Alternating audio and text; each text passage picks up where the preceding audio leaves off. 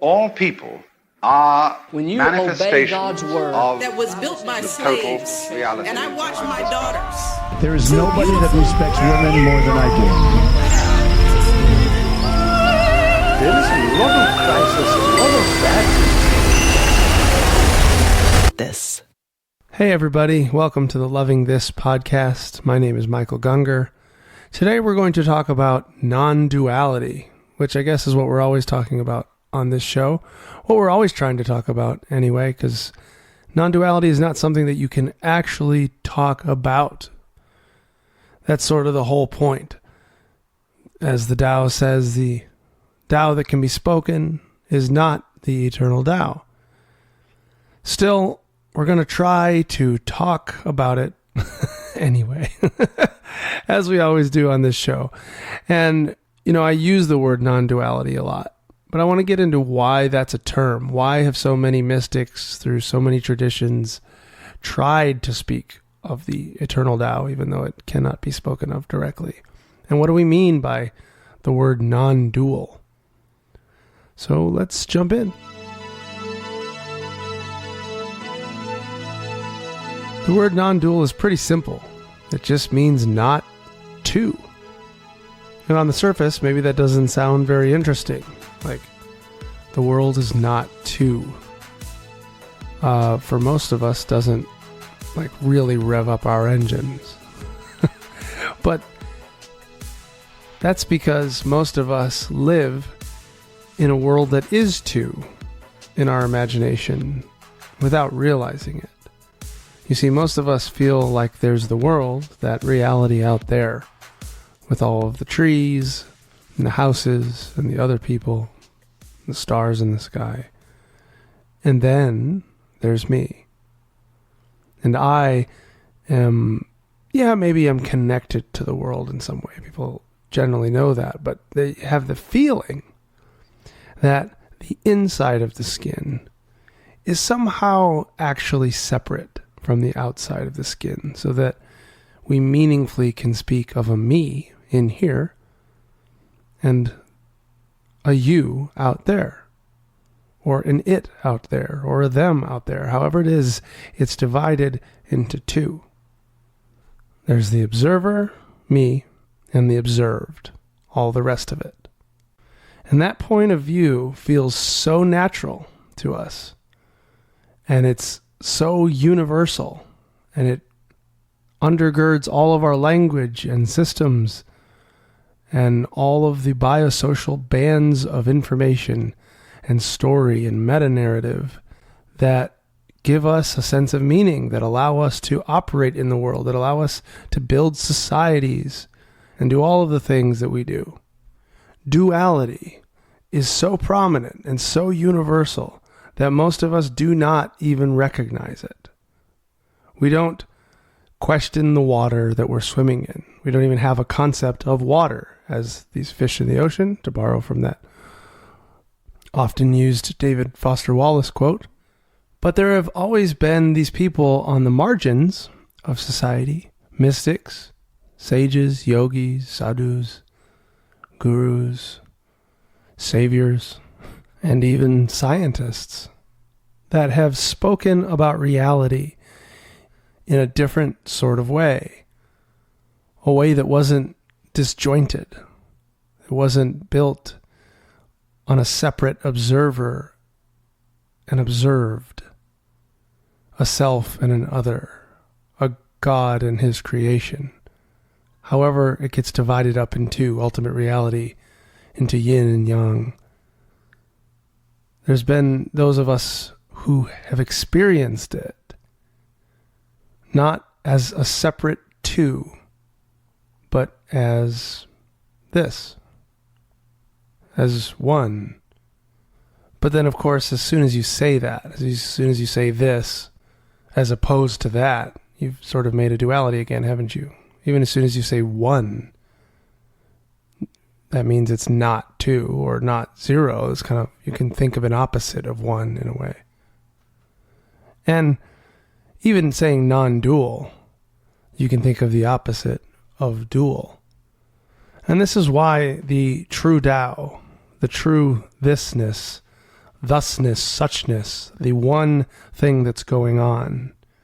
You can't talk about it directly in a way that's accurate because that word that you're using is part of what you're trying to describe.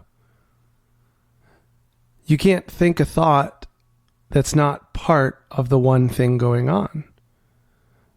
And so to try to think that that thought actually accurately points to the entire thing, it would have to point to itself as well, which is circular. It's recursive. It's just, it doesn't work. It breaks down really fast. You say it's one, but for you to say that it's one brings it into two, because now there's the thought that it is one and the reality that it is one. And you see, it's like a reflection of a reflection of a reflection of a reflection. It just back at itself. And that's why non-dual is preferable in a lot of traditions to saying just oneness. Because at least it kind of cuts off, it makes an attempt at cutting off that cycle of recursion by saying it's not two, and not one, and not zero. It's not anything that you could say, because it also includes the saying. And that's trippy, and it's esoteric, and especially for most of us who live in a constant, unquestioned duality of an observer and an observed being separate things.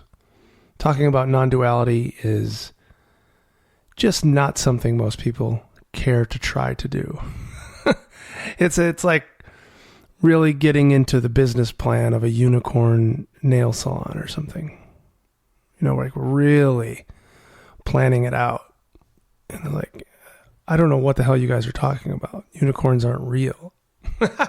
And in a way, that's more accurate because non-duality is not real in the way that you would try to think about it, in the way that you would try to speak about it. It's already off.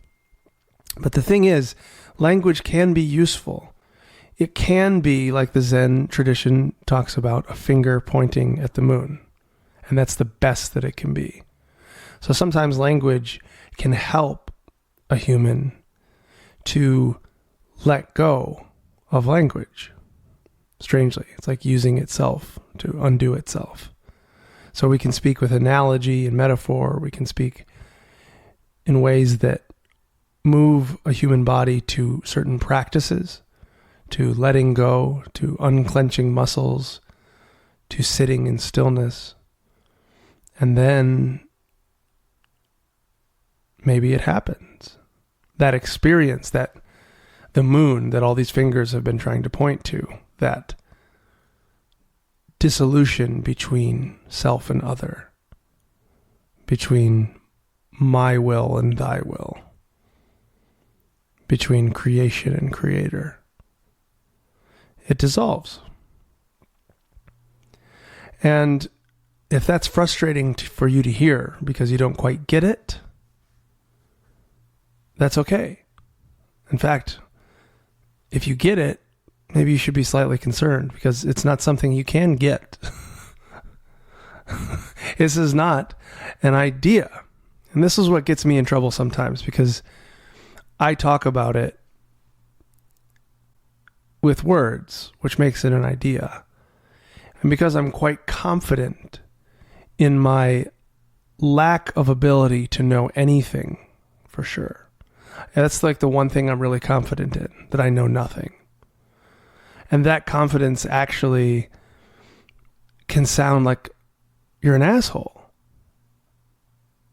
It's the waffling that makes people feel like is humility a lot of times. Like, I think this is true, but I can't be sure. That sounds humble. But if you just know that as soon as you measure something in the universe, your measuring is part of it. That's the uncertainty principle. The observer cannot be separated from the observed. So the observer doesn't ever get to have a clean view, an objective view of reality. And 100% letting go to that, it really takes a lot of the angst out of doubt. It takes a lot of the waffling out. It's just, oh, well, all I can see is what my eyeballs show me through the stories that my brain is telling, that my brain received from its environment, from its culture. And in that doesn't mean you don't question those assumptions. It doesn't mean you don't read and think and do all the things that you can do to try to make your thoughts less harmful for people and for yourself. But you don't have to believe any of these thoughts or words as though they are true, as though they are objective realities in the universe that are separate from anything else. If it's all just the one ocean, like the mystics have said, like modern science shows us, how none of it can be split apart from any of the rest of it, not fundamentally, then any of our naming of the individual waves is completely subjective. Any assumptions about what this wave or that wave is and how it should be measured and how it should be valued, it's all only coming from within the ocean itself. There is no outside observer. So it's only a subjective story that is possible. To say that this is the way things are or that is the way things are is part of the way things are. It's not two. Not an objective observer who can say that this is the way things are without being a product or a wave within that ocean. Non-duality is the experience of what is without constricting into two, without assuming that your body's felt separateness is real. It's a harmonization of everything. In duality, the space between our bodies separates us. In non-duality, that space joins us.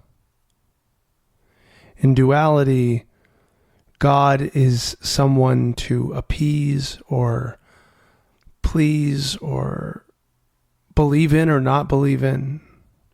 In non-duality, there is no separate self to do the believing. There is just the one creative movement that is everything. And even when you say the one movement, again, you're in words. And you can start spotting this, because this is why you can't believe any of it. Because if you say, well, what I believe in is that it's all one movement, well, that would exclude non-movement, wouldn't it? Wouldn't saying everything is one movement exclude that which is not and that which does not move? And what we're talking about non-duality is before any of those judgments or subjective values or stories start dividing the universe up. So maybe a practical exercise really quick for non-duality. Take a look at your hand. Just look at it. How many are you looking at? Well, you might say, well, how many what? Well, exactly. What are you looking at? How many? You could think, well, I'm looking at 5 fingers. Okay. Or you could think I'm looking at one hand. Okay.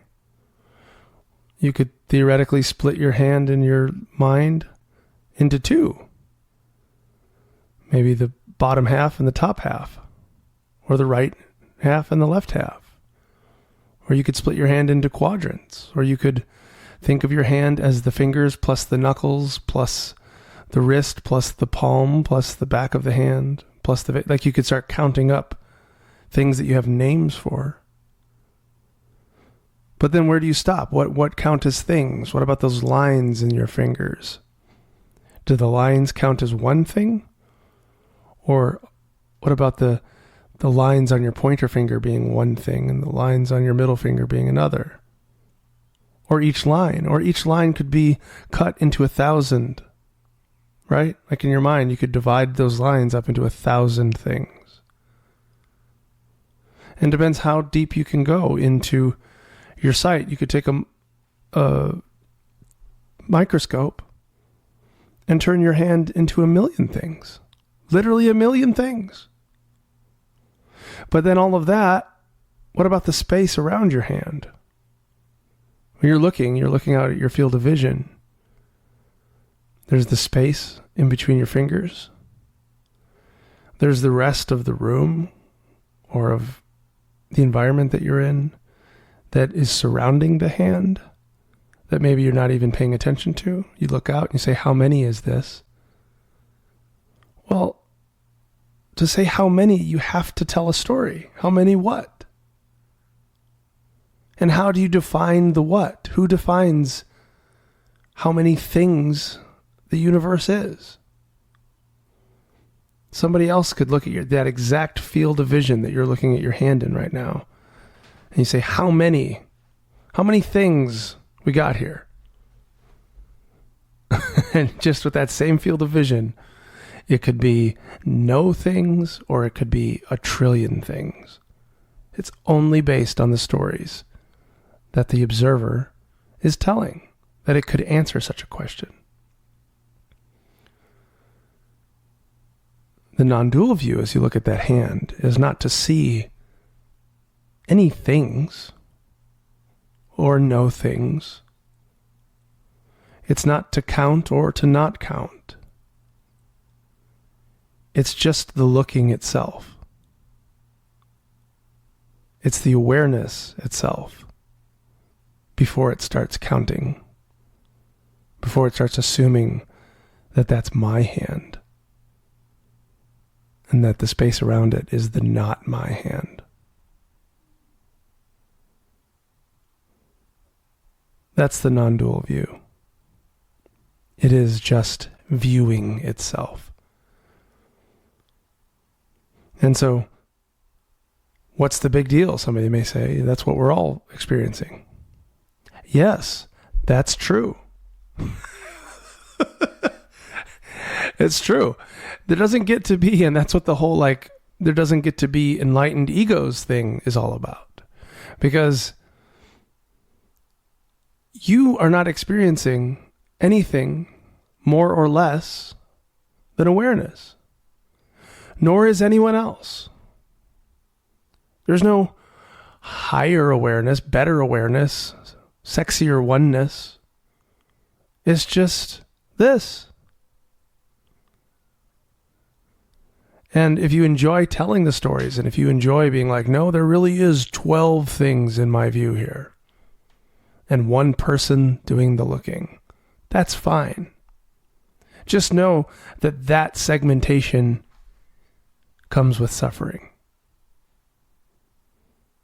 And that's fine. Suffering is something that we, oneness, are quite into, apparently. We're doing a hell of a lot of it.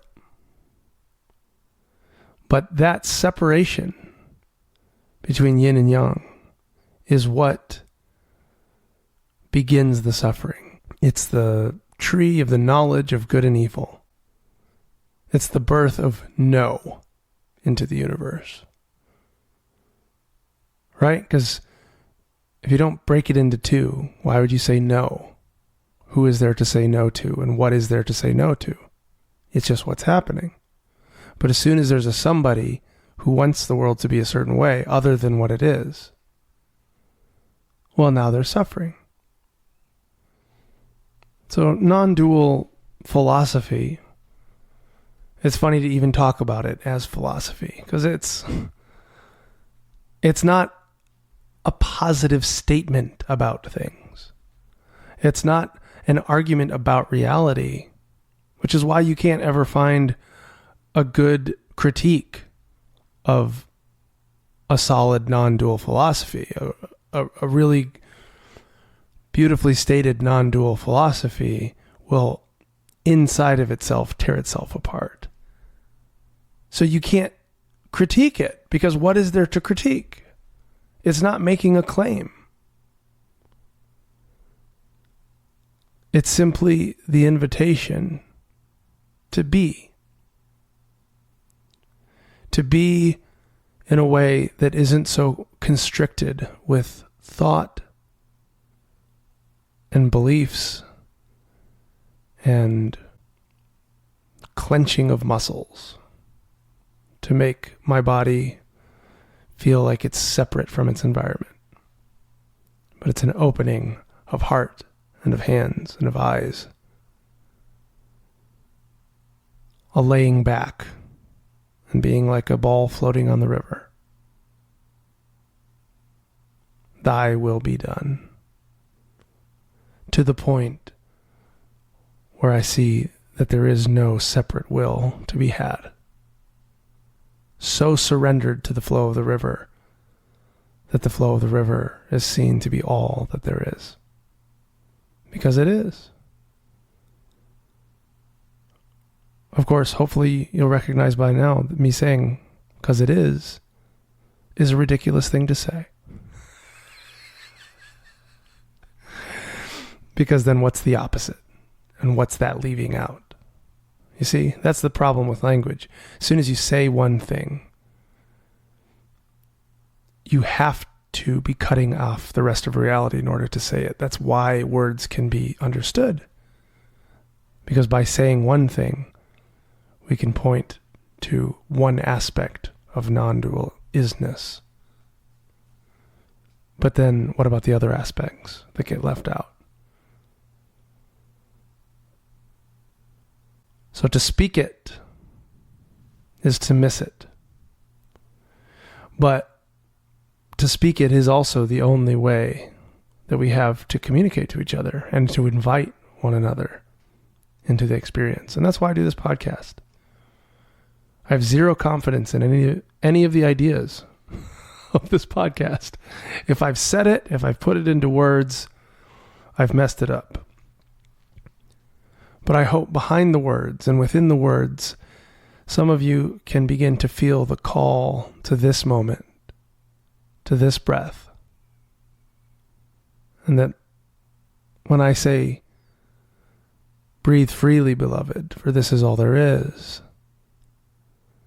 that it doesn't become an idea to believe in, another way to constrict reality into two, but instead is experienced as breath, as this. Namaste.